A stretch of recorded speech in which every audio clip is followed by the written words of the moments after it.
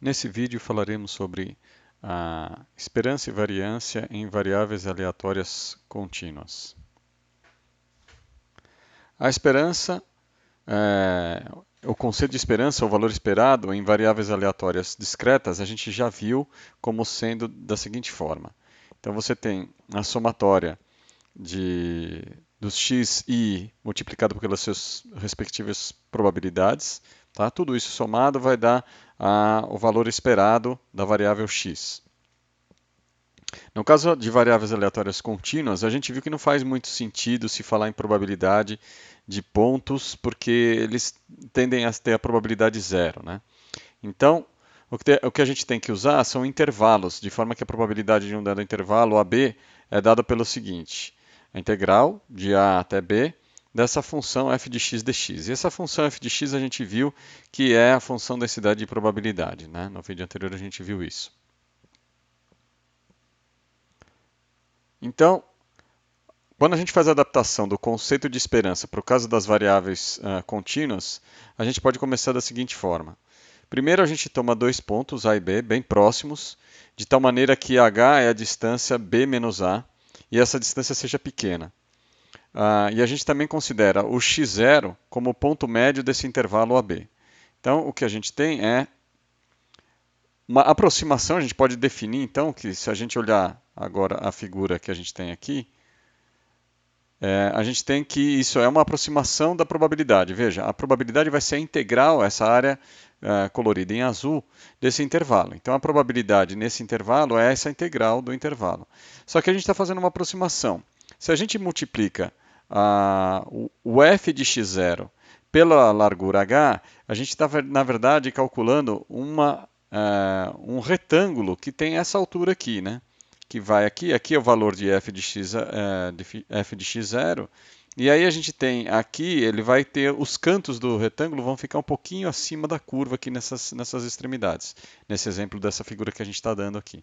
Então, isso é uma aproximação, ela pode ser tão melhor ou tão pior conforme a gente tivesse a largura desse intervalo maior ou menor. Então, se a gente pegar um intervalo mais amplo, onde a gente está usando A maiúsculo e B maiúsculo, tá? E em todo esse intervalo, essa nossa função, ela é positiva. Se a gente pegar esse intervalo, dividir esse intervalo em n partes iguais, de tal forma que o tamanho de cada intervalo é esse espaço aqui, né, B menos A, dividido por n, e aí a gente considera os pontos médios de cada intervalo sendo x1, x2, xn, a gente vai ter um esquema conforme está na figura aqui. Né? A gente tem então aqui são os intervalos entre as linhas pontilhadas aqui, né? Aqui a curva azul de novo é f de x, e o h é a largura desses intervalos. Esses pontinhos pretos aqui no meio dos intervalos são os pontos médios onde a gente vai calcular o f de x para cada caso. Então a gente vai ter uma série de retângulos aqui, onde a gente eventualmente vai acabar somando para calcular a área nesse intervalo total. Agora a gente considera então, a gente chama de yn uma variável aleatória que assume os seguintes, discreta, que assume os seguintes valores aqui, x1, x2, x3 até xn.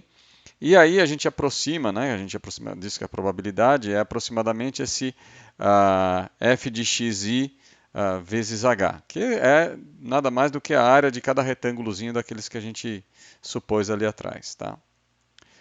Então, o que a gente tem é a seguinte expressão. Então, a gente vai ter que essa esperança do yn ela é uma aproximação da esperança de x, ou do valor esperado de x. Só que essa aproximação ela vai ser tão melhor quanto maior for o n, e, consequentemente, quanto menor for o h.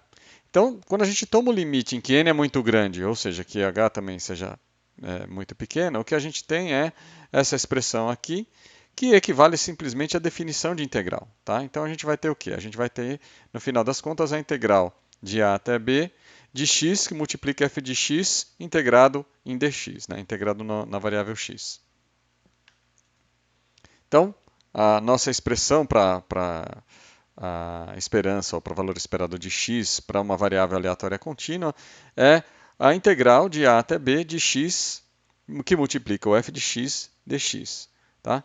É o análogo àquilo que a gente viu para variáveis aleatórias discretas. Então, numa variável aleatória discreta, a gente tem um somatório aqui multiplicando os xis multiplicado pelas suas respectivas probabilidades. Aqui a gente está dizendo o quê? Que a gente está multiplicando cada xi pela sua probabilidade calculada em x mais dx, nesse intervalo bem pequenininho.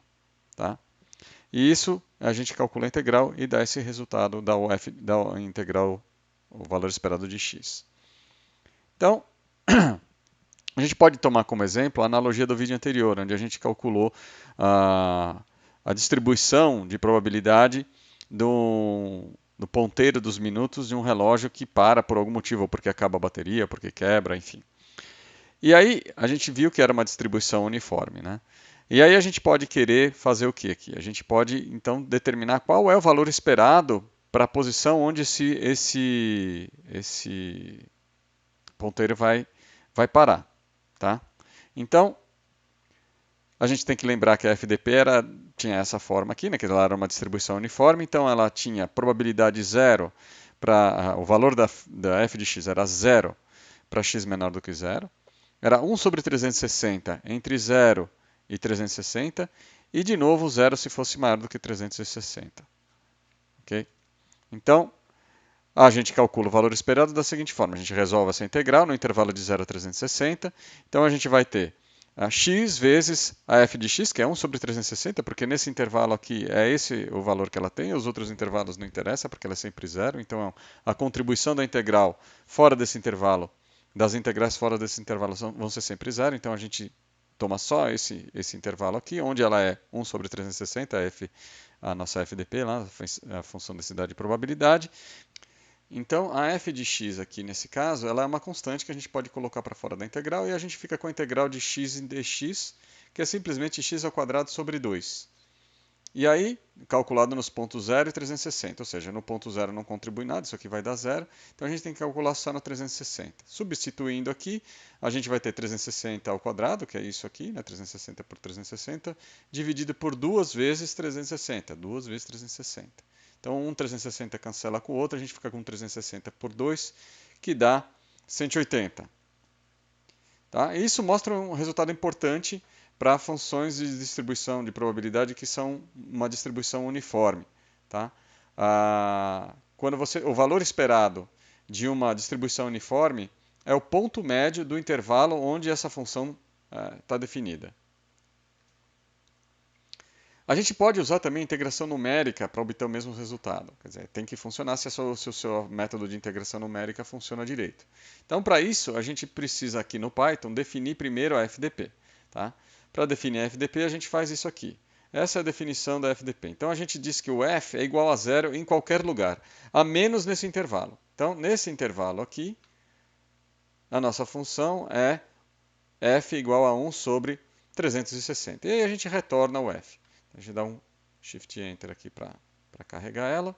E aí, a primeira coisa que a gente faz, a gente testa essa função densidade de probabilidade para ver se ela funciona como ela deveria. Ou seja, a gente vai integrar em todo o intervalo que ela é definida, de 0 a 360, e depois em metade do intervalo. E aí a gente espera o quê? A gente espera obter, então, 1 integrando em todo o intervalo, porque se ela for normalizada, a probabilidade de todo o intervalo tem que ser 100%, é 1. E meio, ou 50%, tomando só metade do intervalo. Então a gente vem aqui, ó, a probabilidade total, né, que é a integral. Essa função integral numérica é uma função que eu criei, vou deixar disponível para vocês depois. Mas isso tem no SciPy, por exemplo. Mais completa, mais complexa do que isso daqui. Isso aqui é bem simples, mas para o nosso exercício aqui ela serve. Tá? E aí aqui a gente cria a FDP uniforme que a gente criou, a gente coloca aqui e põe os limites de integração de 0 a 360. Tá? Aqui é a mesma coisa, só que a gente vai pegar de 0 a 180. Né? Então a gente pega a mesma função, a mesma integral, o mesmo método de integração, a mesma função, só que a gente vai então de 0 os limites de integração de 0 a 180. E aqui a gente imprime o resultado. Tá? E aí, como era de se esperar, a gente teve 100% no intervalo total e 50% na metade do intervalo. Tá? Só que a gente está interessado, na verdade, é na esperança ou no valor esperado de x. Então, Para isso a gente precisa integrar essa função aqui, o x vezes a FDP. Tá? Então a gente precisa criar uma nova função, que é simplesmente a multiplicação de x pela função densidade de probabilidade. Então eu defini uma nova função aqui, e de x, tá? Tem que sempre criar esse argumentozinho aqui, onde eu retorno simplesmente x vezes aquela função que a gente já tinha criado lá, que era a FDP que a gente já tinha criado. Tá? Não esquecendo de colocar o argumento aqui. Então a gente criou essa nova função, e aí a gente integra ela, tá? No intervalo de 0 a 360. Então a gente está integrando o e de x aqui de 0 a 360.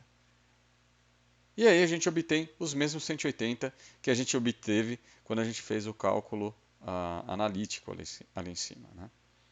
Então agora a gente fala da variância. A variância a gente obtém, uma vez que a gente tem o valor esperado, fica mais fácil obter a variância, porque se a gente usar a fórmula operacional da variância, a gente tem aqui a esperança matemática elevado ao quadrado, né, o valor esperado elevado ao quadrado, e aí a gente tem que calcular o valor esperado do x quadrado. Tá? Essa é uma outra forma de escrever, quer dizer, colocar o quadrado em cima do e aqui, eu coloquei as duas coisas, elas são equivalentes, é só para... porque às vezes vocês vão ver a notação desse jeito aqui. Tá? Mas isso aqui é para deixar claro que você pega todo o valor esperado e eleva ao quadrado, mas alguns livros vocês vão ver isso daqui. Então, a gente precisa, para conseguir calcular a variância, a gente já calculou isso aqui, essa parte aqui a gente já calculou, né? Então a gente precisa agora calcular a esperança de x ao quadrado. É simplesmente pegar, então, a integral de x quadrado vezes f de x dx.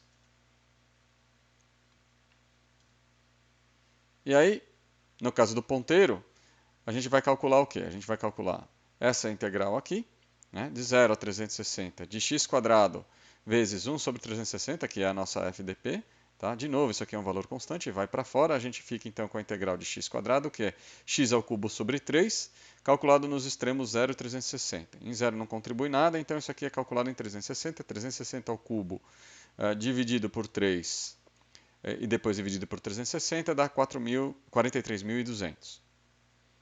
Tá? E aí a variância é pegar esse valor aqui e subtrair do 180 elevado ao quadrado, que é o que a gente faz aqui. Isso dá 10.800. Tá? E aí a gente pode calcular então o desvio padrão simplesmente tirando a raiz quadrada. E aí o desvio padrão fica, a gente tem um pouco mais de noção para saber do que se trata, porque a gente está na mesma unidade da esperança de x, né? Ou na mesma unidade de x, que vai dar então aproximadamente 104 graus, que é mais ou menos 1/3 de todo o intervalo. Tá? Então aqui faz um pouco mais de sentido e é isso. A gente tem então é só tirar a raiz quadrada da variância.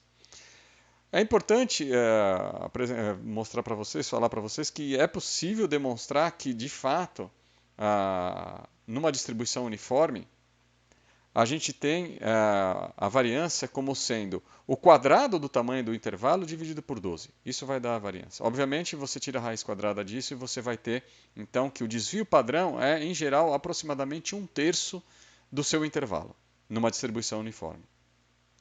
Tá? Assim como a gente fez com o valor esperado, a gente pode calcular a variância e o desvio padrão usando o mesmo método de integração numérica. Para isso, a gente só precisa calcular então uma nova função em que a gente vai integrar o x quadrado multiplicado pela FDP. Então é isso que a gente faz aqui. Então eu criei aqui uma nova função, que é essa e de x2, né? Que é e de x quadrado, que simplesmente é x vezes FDP uniforme calculado em x. E aí a gente calcula a variância de x como sendo a integral de e de x quadrado menos a integral de e de x no mesmo intervalo elevado ao quadrado aqui. Tá? Que esse aqui é o valor esperado. E aí a gente imprime os resultados. Né? Imprime os resultados aqui, tanto da variância quanto do desvio padrão.